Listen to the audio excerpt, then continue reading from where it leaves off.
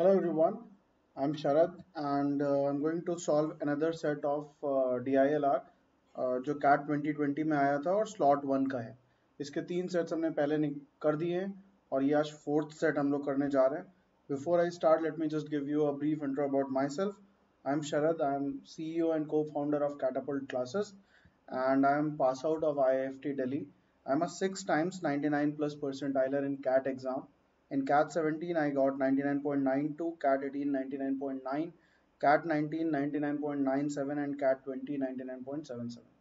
So let's not waste time and start with today's session or this set.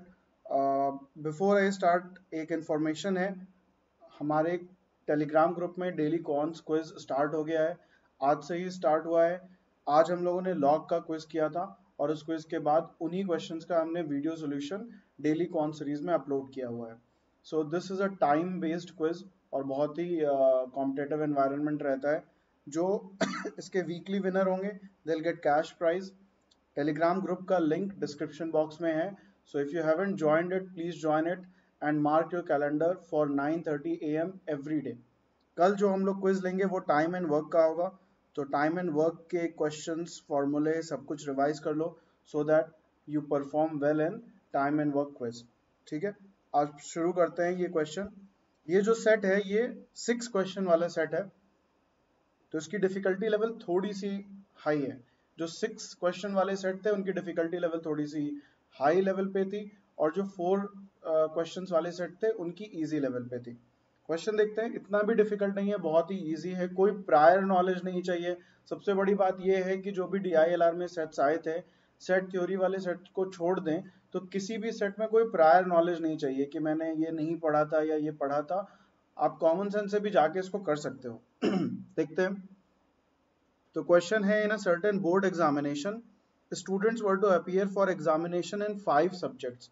5 subject है, English, Hindi, math, science and social science. Due to a certain emergency situation, a few of examinations could not be conducted for some students. शायद Covid scenario रहा होगा, something like that. और ये set पिछले साल का है तो कोरोना था, तो शायद वहीं से ये कहानी ले ली गई है।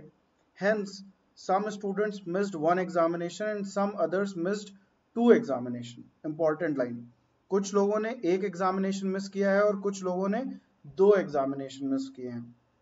Nobody missed more than 2 examination. 2 से ज्यादा किसी ने भी मिस नहीं किए हैं।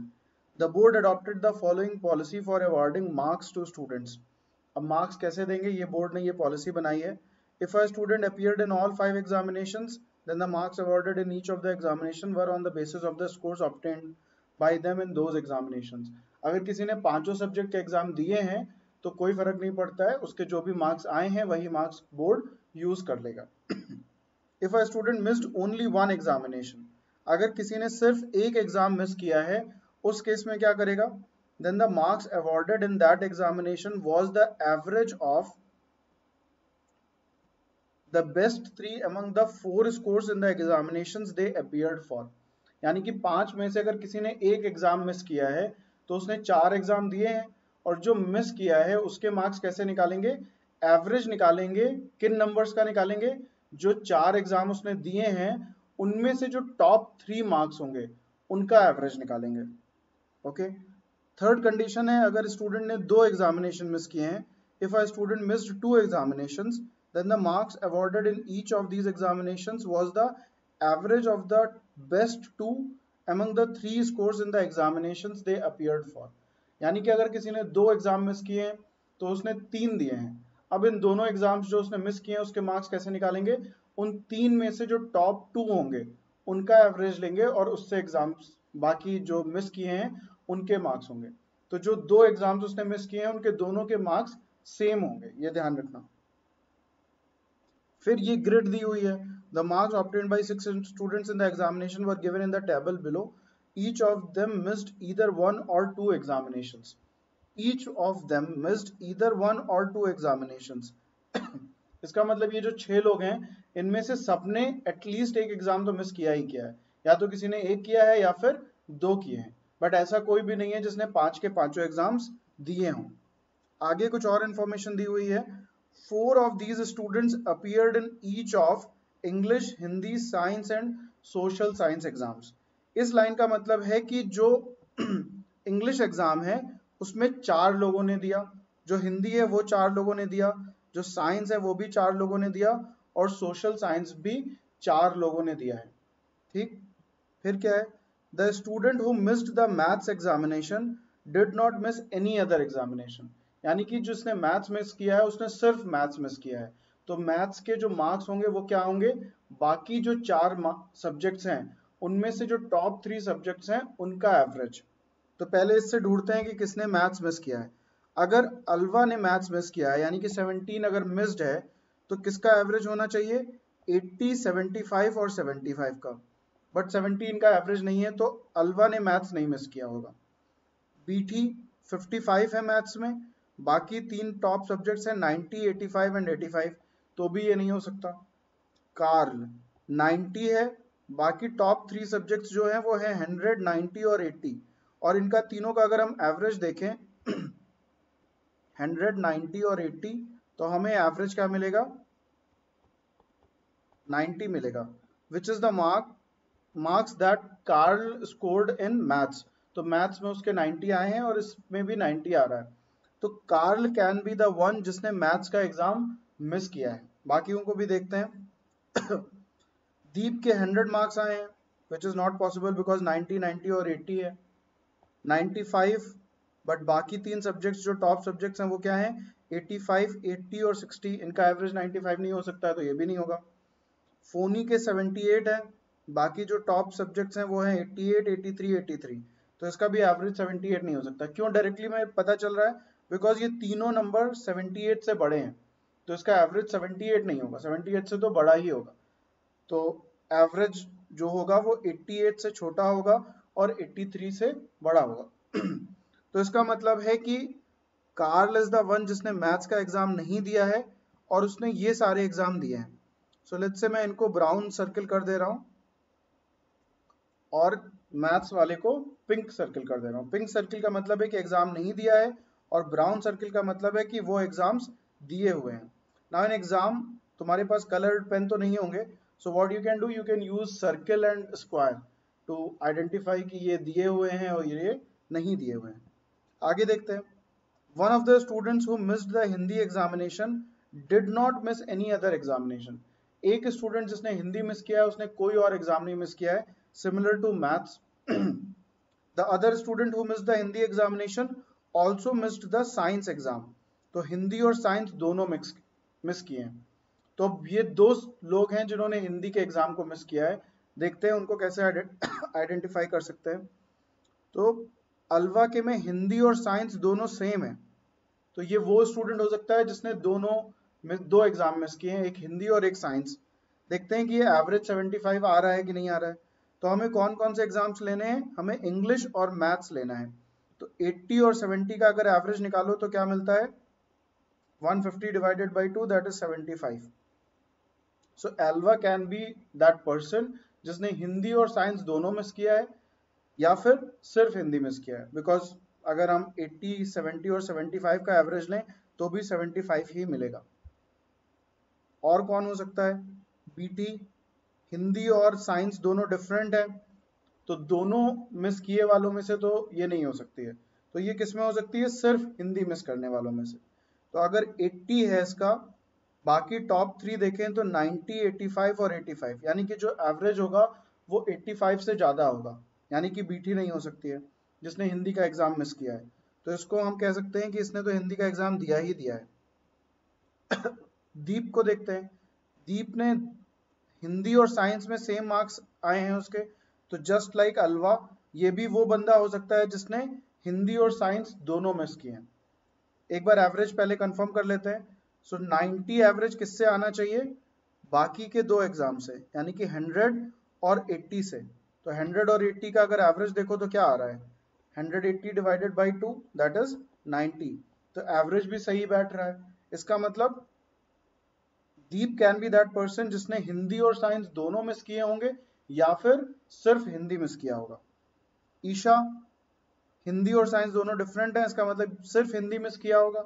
अगर सिर्फ हिंदी मिस किया होगा तो एवरेज जो होगा वो 80, 95 और 60 का निकालना होगा हमें। तो 95, 80 और 60 अगर हम देखें, देखने से ही पता चल रहा है कि नहीं है, बट फिर भी निकाल लेते हैं। सो 9 + 8 17, 17 + 6 23, divided by 3 that is 7 something. तो हिंदी नहीं सिर्फ मिस कर सकती है ईशा, तो ईशा ने हिंदी का एग्जाम दिया ही दिया होगा।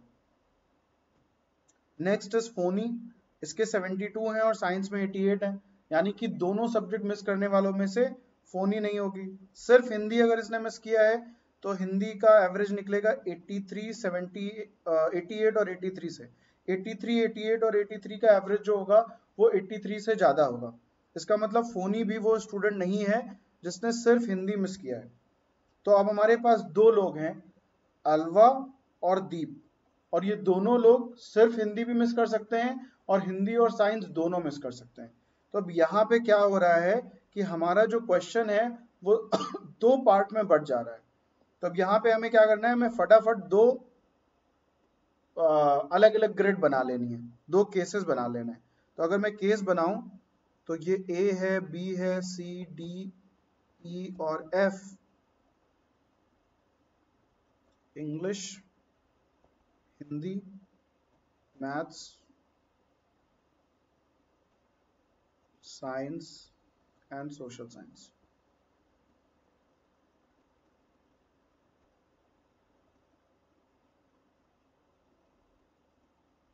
मार्क्स लिख देता हूं।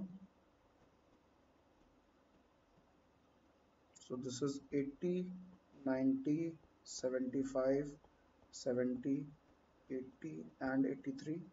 This is 75, 80, 80, 90, 85, 72, 70, 55, 90, 100, 95, 78, 75, 85, 100, 90, 60, 88.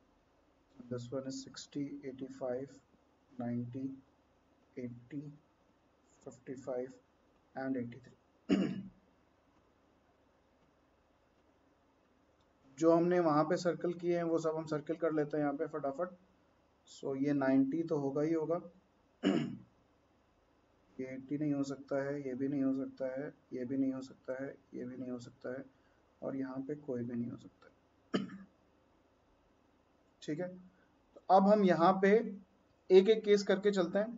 पहले वाले में यहाँ पे हम मान लेते हैं कि सिर्फ हिंदी मिस किया है अलवा ने और दीप ने दोनों मिस किए हैं। तो यहाँ पे ये बाकी सारे एग्जाम दिए होंगे as per the condition given in the question. अब हमको देखना है कि बाकी और क्या क्या हो सकता है।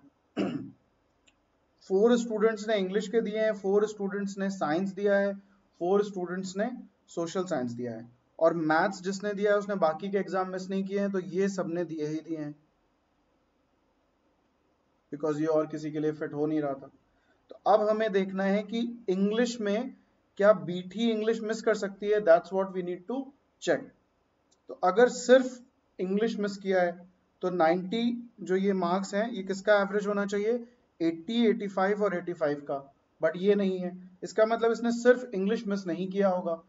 अगर इसने इंग्लिश के साथ कुछ और मिस किया है that is science and social science, तो ये मार्क्स सेम होने चाहिए, बट मार्क्स सेम नहीं है। इसका मतलब बीटी ने इंग्लिश मिस नहीं किया है, तो इसको हम सर्किल कर सकते हैं। यहाँ पे भी इसको सर्किल कर सकते हैं विद द सेम लॉजिक। नीचे वाले केस को भी पैरेलली बनाते रहते हैं। यहाँ पे हिंदी और साइंस दोनों करेगा और यहाँ पे सिर्फ दीप हिंदी करेगा। तो ये सारे उसने किए हैं, यहाँ पे ये सारे किए हैं। मैंने दोनों केसेस पैरेलली बना दिए। ये सब भी हो गया, और मैथ्स में सारे ही किए होंगे।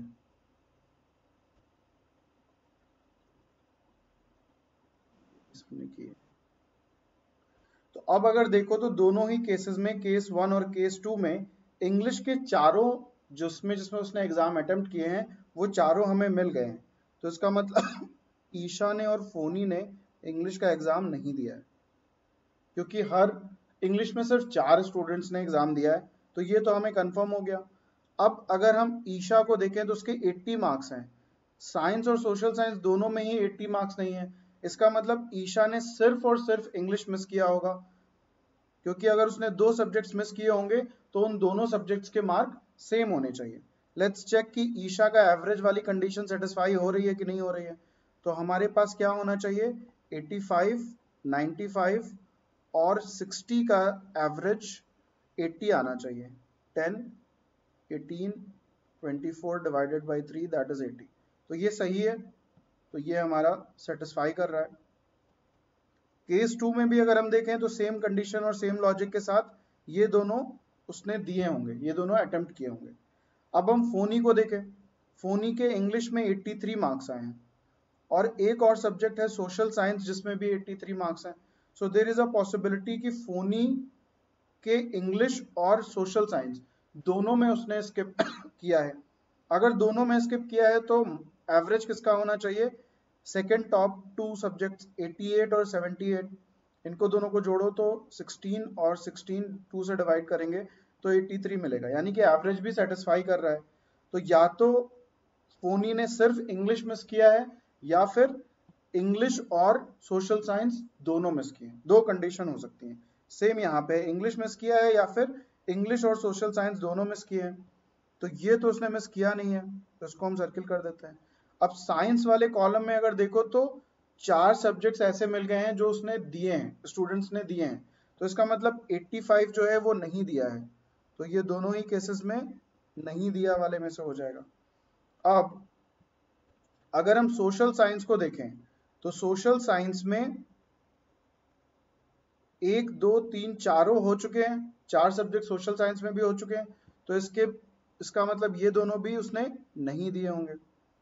और यहाँ पे भी अगर हम देखें सेकेंड वाले इसमें, तो इसमें भी सोशल साइंस के 4 हो चुके हैं, तो इसका मतलब ये 85 और ये 83 नहीं दिया होगा। 85 वाला हमने अभी तक क्रॉस चेक नहीं किया है कि एवरेज सही बैठ रहा है कि नहीं बैठ रहा है, फटाफट चेक कर लेते हैं। तो 85 का एवरेज किसके बराबर होना चाहिए, 90 प्लस 80 के, which is 170 divided by 2 that is 85।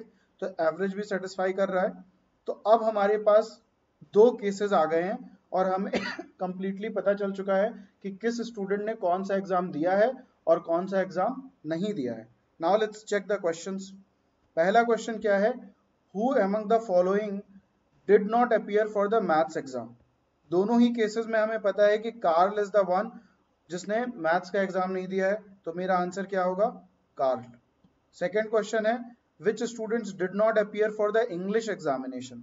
English examination second case में भी ई और एफ है और फर्स्ट केस में भी ई और एफ है, तो दोनों से ही हमें ई और एफ मिल रहा है। So my answer is option number 1। Third है, what best can be concluded about the students who did not appear for the Hindi examination. तो हिंदी में देखें तो फर्स्ट केस में हमारे पास अलवा और दीप है और सेकेंड केस में भी हमारे पास अलवा और दीप है। दोनों ही केसेस में हमारे पास ए और डी ही है, so we can directly mark option as option number 3, Alva and Deep. Question number 4, what best can be concluded about the students who missed the science examination। Case 1 में साइंस किसने किसने मिस किया है, बीटी एंड दीप और case 2 में अलवा and BT, यानी कि बीटी तो दोनों में है और पहले वाले में दीप है और दूसरे वाले में अलवा है। ऑप्शंस देखते हैं, 2 अमंग अलवा दीप एंड ईशा, गलत है, सॉरी ये तो मैं दूसरे वाले में देख रहा था,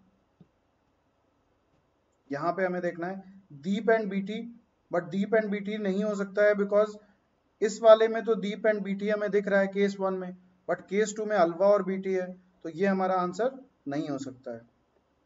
सेकेंड, अलवा एंड बीटी, सेम लॉजिक से ये भी नहीं हो सकता है कि एक केस में सेटिस्फाई कर रहा है दोनों में नहीं सेटिस्फाई कर रहा है। तो अगर किसी स्टूडेंट ने सिर्फ एक केस बनाया है, so there is a chance कि वो आंसर गलत मार्क कर सकते हैं।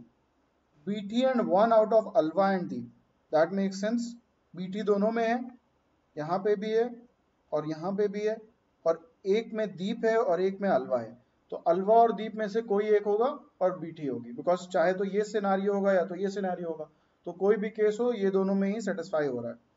Question number 5, how many out of these 6 students missed exactly 1 examination. तो केस 1 में अगर हम देखें तो कितने लोग हैं जिसने सिर्फ एक एग्जाम मिस किया है, अलवा है, then we have Carl, then we have Isha, यानी कि 3 लोग हैं। केस 2 में देखें तो we have Carl, then we have Deep, then we have Isha, again 3 लोग हैं। तो दोनों ही सिनेरियो में हमारे पास काउंट जो आ रहा है वो कितना आ रहा है, 3। सो हम आंसर मार्क कर सकते हैं 3। Last one, for how many students can we be definite about which examinations they missed, किन स्टूडेंट्स के बारे में हम कंफर्म कह सकते हैं कि ये एग्जामिनेशन उन्होंने मिस किया ही किया है। यानी कि केस 1 और केस 2 दोनों में सेम एग्जामिनेशन मिस करने चाहिए। अब अलवा को देखो तो अलवा ने हिंदी मिस किया है और सेकंड वाले में हिंदी और साइंस मिस किया है, तो Alva can not be our answer.